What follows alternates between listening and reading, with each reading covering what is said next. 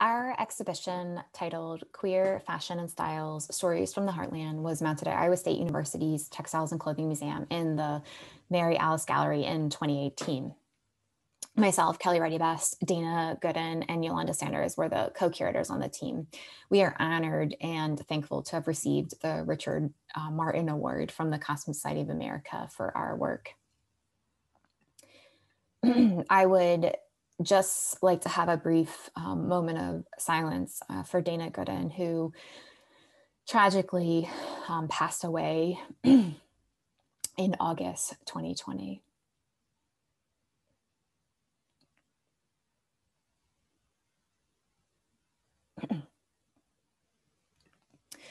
Throughout my career, much of my work has centered around queer identities, fashion, and style. Oftentimes when I use the word fashion, people get scared and they think, oh, I don't participate in that. In particular, many queer women that I have interviewed often say, oh, I don't have style or I'm not fashionable, which is one of the long standing stereotypes that queer women don't have style. But throughout this presentation today, I'm going to highlight the many ways queer identities are negotiated in everyday clothing and appearances of women living in the Midwest from the latter part of the 20th century until today. Throughout all of these examples, I'll show how all of the women featured have style or participate in fashion in different ways. The women's stories I'm going to talk about today reflect some of the long-standing ways queer women have fashioned their bodies. For example, the butch or femme dichotomy, in addition to other ways of negotiating identities, such as what it means to be genderqueer and then how this is reflected in sartorial choices. Numerous scholars have analyzed the history of style for queer women and have found evidence of styles unique to queer women. For example, in this image from the 1930s in a social club in Paris, there are same gender appearing couples negotiating styles that have some similarities to the experiences of the women I will discuss today. Therefore, this notion that our identities influence how we appear is a central theme throughout this work. This is not limited to sexuality, but includes sex, gender, race, ethnicity, ability, body size and shape, religion, and nation. And while these intersections are also important and apparent for the folks who we will discuss, we mainly focus on the intersections of sexuality, identity, and appearance.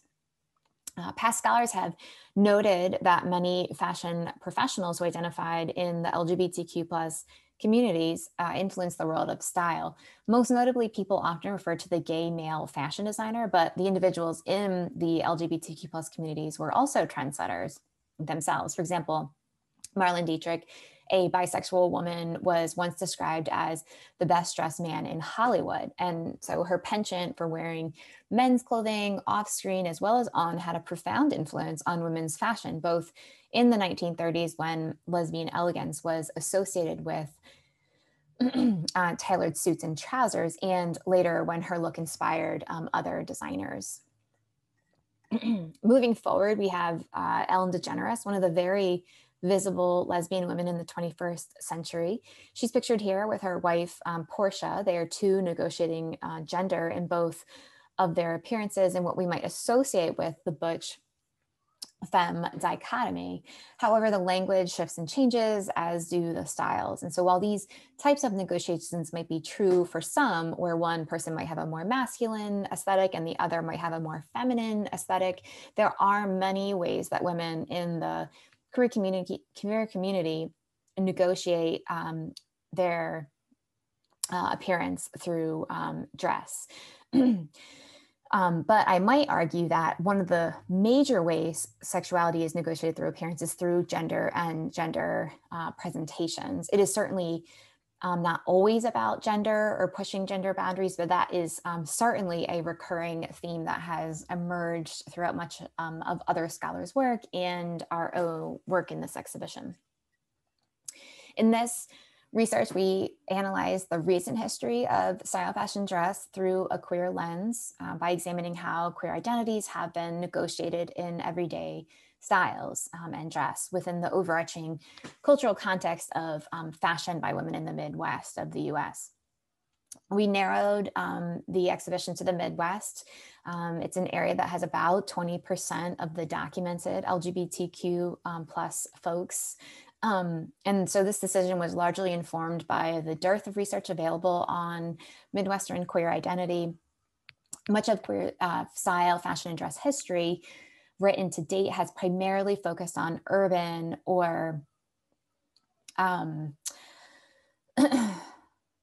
high fashion aesthetics. And additionally, research focused on LGBTQ plus life in general has largely centered on Northwestern and Western regions of the US, while largely ignoring the Midwest. So this like bi-coastal emphasis or focused attention on places like New York, LA, San Francisco in the field of queer studies creates this imagined future where queer life cannot exist or thrive outside these enclaves. And so therefore there may be assumptions that are made resulting in impressions that mundane, ordinary, suburban gay men or Midwestern lesbians are somehow less authentically gay than visible urban coastal gays and lesbians. So in this exhibition, we provide a historical narrative that follows a social constructivist orientation, which means largely that we acknowledge the complexities and the interconnected nature of multiple coexisting realities, rather than like an essential or like a totalizing a truth about what life is like authentically fashioning the body in the Midwest. Prior to the opening of our exhibition, there had been only a few museum-based exhibitions that focused solely on the intersection of queer identities and fashion, style, and dress. For example, the museum at FIT in New York City's A Queer History of Fashion from the Closet to the Catwalk. Their exhibition focused on mostly urban settings or on people of a higher socioeconomic status, or those deemed like the cultural tastemakers or gatekeepers, as well as prominent designers, both those either rumored or openly queer identifying. The Brighton Museum developed an exhibition titled Museum of Transology in 2017, and the curator, AJ Scott, included over 120 objects sourced from the public where each trans donor included a handwritten tag describing the object's significance to their trans identity. Objects included range from a hospital gown, a lipstick tube, and a blood-stained chest binder. So the representation of marginalized identities in museums can be important for identity construction. So engaging with museum objects allows museum visitors to negotiate their identities through their selection or rejection of the objects on exhibit. So people who are members of communities with an abundance of representation can selectively view and negotiate their identities by engaging with the objects and corresponding stories while in the museum. But a lack of representation, however, lessens people's abilities to self-select positive aspects of their identities from the available narratives and objects. Additionally, invisibility buoys negative stereotypes and minimizes the prejudicial experiences those within marginalized identities must contend with on the everyday. So when marginalized identities and their histories are highlighted in museums, members of these communities can feel a positive sense of self and community. Yet, it can be quite challenging to find these stories and objects to represent these marginalized communities due to past collecting practices. And for this reason, we employed a qualitative research approach combined with the historical methods to collect and interpret objects, stories, and images for our research and exhibition. So we used purposive sampling to recruit folks through social media advertisements. And to be eligible, we asked that folks self-identify in the LGBTQ plus community, be at least 30 years of age or older, self-identify as a woman, including trans, cis, and assigned female at birth, non-binary folks, and that they reside in the Midwest. And the Midwestern states are marked here on the slide with hearts. Many of the women came from small towns from throughout the Midwest. And these are some photos here that Dana and I had taken when we traveled to the different individuals' houses. 10 queer women who are, some of which are pictured here, from age 30 to 50 completed semi-structured wardrobe interviews with us, and those focused on their personal styles. And then they loaned or donated garments or other objects for the exhibition and possible acceptance into the permanent collection. And throughout the 10 queer women's stories and histories, we were able to give an authentic voice to their garments in the exhibition, a voice that was entangled with different ways of being or becoming throughout their life experiences and detours. And this is a 2-minute video walkthrough of the exhibition that's in our 500 square foot gallery space. And by watching this, you can get an overall sense of the gallery and the vignettes and the exhibition and display.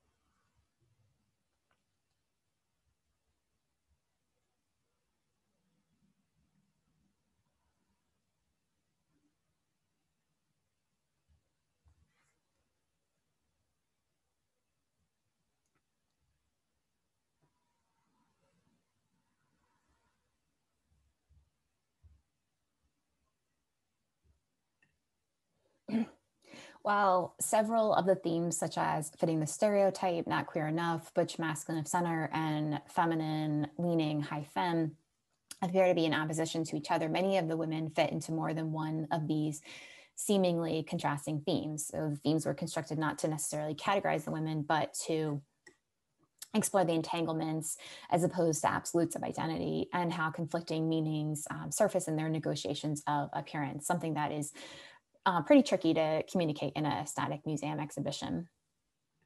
The section of the exhibition, Fitting the Stereotype, highlights the experiences of individuals who style themselves to appear overtly queer. Numerous women explicitly described or brought out example garments from their closets that they felt were stereotypical looks by someone in the queer community. So Cindy related a memory of an incident when people assumed that she was a lesbian because she wore particular items. She was wearing a thumb ring and Birkenstocks, which are pictured here on the slide, upon which her colleague had commented, "Oh man, you're an old school dyke." And so which Cindy replied, "No, I'm not. I don't have ill-fitting pants and I don't have short spiky hair." In the interview, when we were viewing Cindy's garments, she put together this outfit pictured here that she categorized as, quote, pretty lesbian, which was comprised of one of her spare pairs of Birkenstocks, men's cargo shorts that she had DIY'd the crotch area numerous times, and a ripped and faded Chicago Bulls men's t-shirt. Leah Donna also told us she wore garments that fit the queer stereotype. In 2017, she went on a camping trip with a local online queer women's group, and she showed us a yellow and red flannel pictured here. And she said that she just had to wear it on the trip because she would, quote, fit right in. And so here you can see Leah Donna's smelling the shirt because she said it still smelled like the campfire on her lesbian trip. And the next slide, there's a short video of Maren discussing her experiences with stereotypical images and experiences.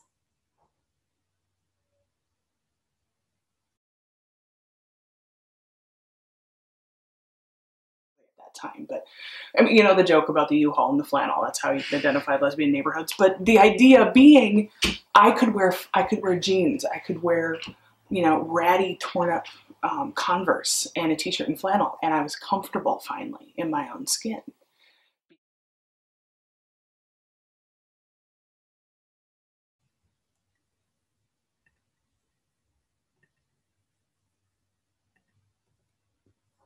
Brooke shared 2 images of herself wearing flannel and said her style definitely signified her sexuality. In one image, she played with her style in unique ways. She pushed gender norms by pairing her cropped flannel with suspenders and leather pants, all while showing her stomach as a fat, identifying genderqueer person. The mixing of styles had elements of appearing stereotypically queer, yet was also related to her gender identity as genderqueer, which incorporates concepts of masculinity, femininity, and androgyny in a shifting and complex way. In some instances, individuals who are members of the queer community feel like outsiders or feel that they do not belong because their personal style does not clearly show their queerness or sexual identity in a stereotypical way. In the garments featured in this section of the exhibition, Not Queer Enough, the women had a more feminine aesthetic in their presentation and were often assumed to be straight, sometimes making them feel they had to prove their sexuality in other ways.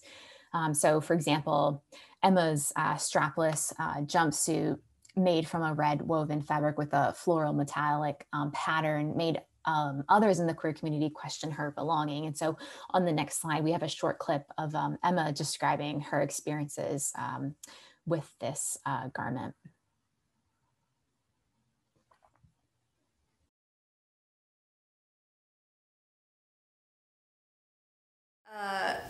Any kind of any attempt to ever butch it up has just been so unsuccessful, and I just feel so weird. Not quite like dressing in drag, but I just feel so bizarre that I think that the one thing that I can point to would be my visible body hair. And so if I were going somewhere, and so a couple of years ago I was at the Philly Trans Health Conference that happens every year. It used to happen in June, and they've changed the time. So I was going to the big, massive queer dance party that they have that weekend when trans health is happening. And I was wearing, I really love jumpsuits and onesies, and I was wearing this, it's maroon shorts and strapless jumpsuit with all this gold lame all over it, and really dark maroon lipstick, and I looked ridiculously hot. And I was going to this party, and I asked this group of people for directions to the club, and it was this group of queer folks. I went up and I was like, "Hey, I'm looking for the party at Single Cycle," or whatever it was called. And they were and this group of people were like, "That's a gay club, right?" And I was like, yeah, I know it's a gay club. And they were like, "Okay, but everyone there is gay." And I was like, "Yeah, and so am I. I'm going to that club." And this was these people were supposed to be family, they were supposed to know. And they're saying to me, "It's a gay club. Everyone there is gay." And I was like, "Yeah, I'm gay. I'm a gay person." And I remembered I shouldn't have had to prove it to anyone. I'm just over proving anything to anyone. Fuck, I don't have time for that anymore. But I lifted up my arms because I have I have 2 chinchillas under my armpits, and I was like, look, these are see, I'm gay. No self-respecting straight woman would have all of this body hair, and they were kind of oh, it was the passport, or I just needed something, Yeah. So this is what I was wearing the night at that queer party, where I was apparently not passing enough to be welcomed into that space.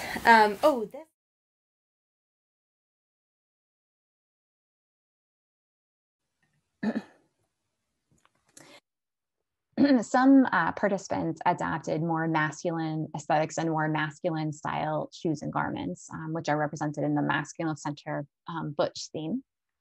And here are a variety of swimsuits worn by Cindy, Kai, and then also Leah Donna. Kai, who predominantly shops in the men's sections of stores, said she loves cargo shorts or pants or anything with a lot of like pockets.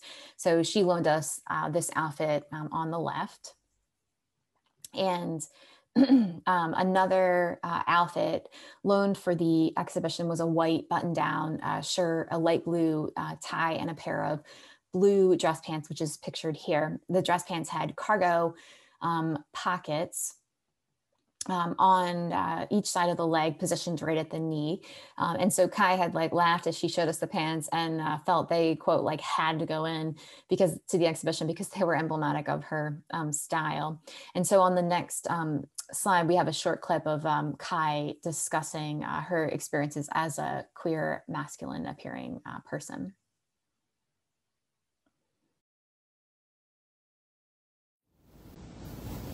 And to always kind of be on the front lines, like, again, 1,000 times a day or 100 times a day, I might be in an environment where I have to make that split-second choice about whether to say the word spouse or wife, right? Mm-hmm. Because that's, I'm either coming out or not coming out when I do that. But because it's an automatic assumption, and because I look the way that I do, I don't always get to make that choice. And there are days when I don't want to carry the sword. Mm-hmm. There are days when I do want to just use, I don't want to have to make a declaration. I'm gay, or I'm married to a woman, or there are days when I'm just tired and I just want to be able to easily move through this interaction and move on. Mm-hmm. And I can't because of the way I look.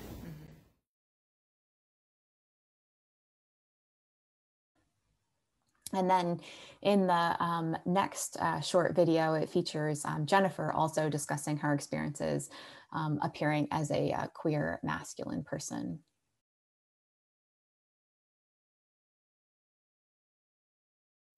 That was a constant battle. Probably by the time I was in 2nd or 3rd grade, I started, she would still dress me, and but I had clothing that I had in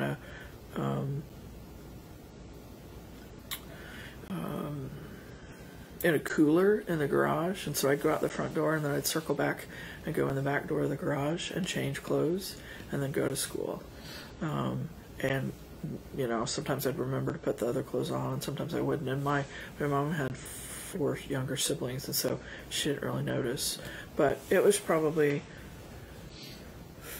6th grade, 7th grade, maybe, before I started to be able to wear what I wanted. Mm-hmm. So my dad finally got tired of us fighting about it, and he was just like, just let her wear what she wants. Thanks for bringing out so many photos. I love oh, this. Yeah. This is great. Here I am at the birthday. I'm very cute. Would you say your mom chose that?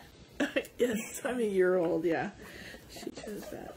Oh, there's some 1-year-olds, you know, who are.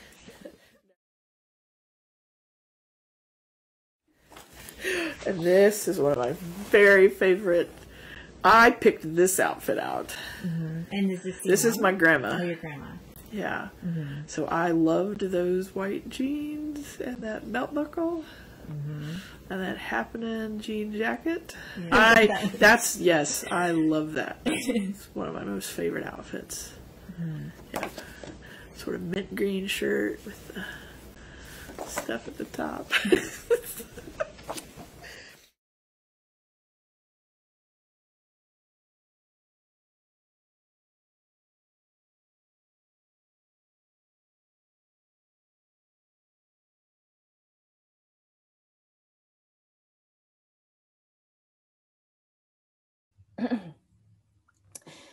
Many women in the queer community embody a feminine aesthetic, which historically has been referred to as femme. And so some interviewees whose garments were displayed in the high femme or feminine leaning theme used the term femme or high femme to describe their style. And this showed a connection to the traditional butch femme dichotomy rooted in the 1950s. And so some of these women also related that they knew they did not appear overtly gay or lesbian, but that any other aesthetic mostly did not feel right to them. And so when Caitlin showed us different garments from her closet, she referred to one particularly feminine garment, and she said, I like the hyper femme stuff. I like the buttons on this one because they're fancy. And she continued that most of her stuff was really feminine, and she thought it was really important to include that in the exhibition, indicating that she's aware of some of the stereotypes. And these are two pairs of shoes from this vignette. And then here is an image of some of them showing us garments from their various closets. In contrast to the more famous descriptor lipstick lesbian, some women have embraced chapstick lesbian to represent their connection to a masculine aesthetic, which reflects the complexity and variation of queer identities. And so a motorcycle helmet and tube of chapstick were displayed in this theme and supplied by Cindy and Jennifer, who playfully used the term to self-identify.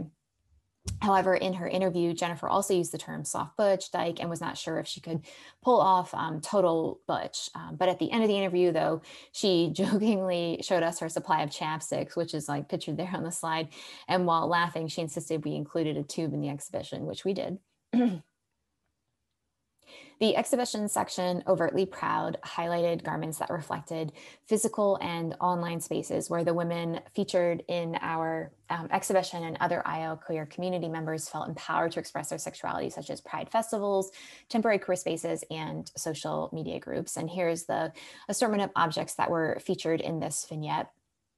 A gray t-shirt with the text #LOIA represents a Facebook group called Lesbians of Iowa. And Anita, one of the founders of the group, describes it as a journey to finding community, then kind of taking it a step further and doing things like meetups and events, which encourages the broad community in Iowa to connect, but also local communities as well. So Anita noted that during our conversation that many of the women in the group are in rural towns across Iowa, making it difficult to find and connect with folks like themselves. They wanted to create a space where people can feel that they are not alone and that they are accepted. The exhibition section celebrating ceremony featured educational and religious garments with queer signifiers, such as rainbow colors. And these objects showed the importance of representing identities in times of accomplishment and at formal ceremonies for the queer women and other community members interviewed for the exhibition. The university graduation and religious stoles that visually represent membership in the queer community are especially empowering, given the history of exclusion and oppression that has plagued both faith-based and educational institutions. Jennifer wore a red stole created by her mother-in-law for her ordination ceremony. On the red stole, underneath the embroidered rainbow butterfly are the embroidered words Imago Dei, translated from Latin as "in God's image." The subtext of the rainbow butterfly was one way to highlight the connection between Jennifer's sexual identity and her faith, both for herself and for those who might be like, quote, in the know. The real or imagined notions of everyday queer style within a geographic space, such as the Midwest, served as a space to enact tensions between communities, styles, and aesthetics, both queer and straight. So we argue then that all style is largely a shifting queer style when enacted through embodied practices of queer folks, even if those styles were thought to be straight. So through the analysis of images, memories, and artifacts, we disentangled what it means to be and look queer from a historical lens, and that these styles all engage in the process of being or becoming temporarily queer on queer bodies. If you'd like to see more about the exhibition, you can visit our digital catalog online and view all of the contents. You can look at the introduction about the exhibition and all the various vignettes with the different objects and the objects descriptions. Or you can also read about the exhibition in the previous issue of Dress, where we had published about the research completed for the exhibition. And lastly, a special thank you to all of the folks who helped make this exhibition possible. Thank you very much.